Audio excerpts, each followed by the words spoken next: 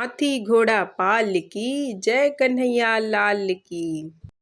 जन्माष्टमी इस बार 2 दिन मनाई गई है। तो जन्माष्टमी व्रत का पारण कब करना है, क्योंकि अष्टमी 27 अगस्त को भी है, तो कब पारण करना है। रोहिणी नक्षत्र भी 27 अगस्त को है, तो किस समय में आपको पारण करना है, ये सारी बातें जानेंगे हम इस वीडियो में। तो जन्माष्टमी का व्रत जिन लोगों ने रखा है उनको जन्माष्टमी का व्रत पारण करने का समय होगा।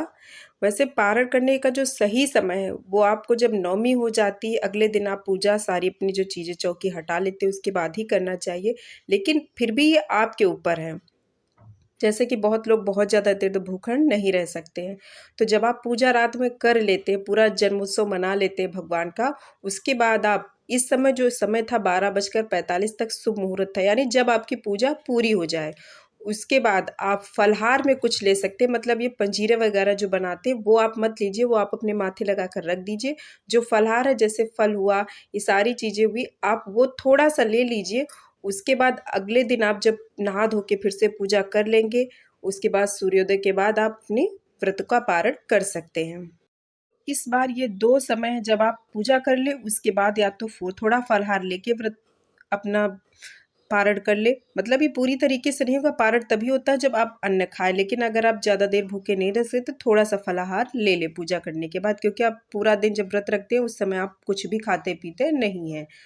या तो फिर आप सुबह पूजा करने के बाद यानी चौकी वगैरह जब हटा देते हैं पूरी पूजा का, उसके बाद आप फिर आप चाहे जो कुछ खाकर, और जो कुछ खाकर मतलब ये जो प्रसाद आपने भगवान को अर्पित किया उसी में से आपको जैसे पंचामृत, पंजीरी, यही सारी माखन, ये सारी चीज़ें खाकर ही आपको अपना व्रत पारण करना चाहिए, उसे ही खाकर व्रत खोलना चाहिए। और या तो फिर आप जब अगर आप भूखे रह सकते हैं, आपको पूरा विधिवत करना है, तो इस बार का जो समय, क्योंकि रोहिणी नक्षत्र जो है वो इस बार 27 अगस्त को भी 3:30 बजे तक है, तो तब तक अष्टमी भी रहेगी, रोहिणी नक्षत्र भी है, तो उसके बाद ही व्रत का पारण किया जाता है। तो अगर आप उस समय तक भूखे रह सकते हैं तो आप 3:30 बजे के बाद ही पारण करें, बीच में आप थोड़ा सा कुछ फलहार ही ले सकते हैं।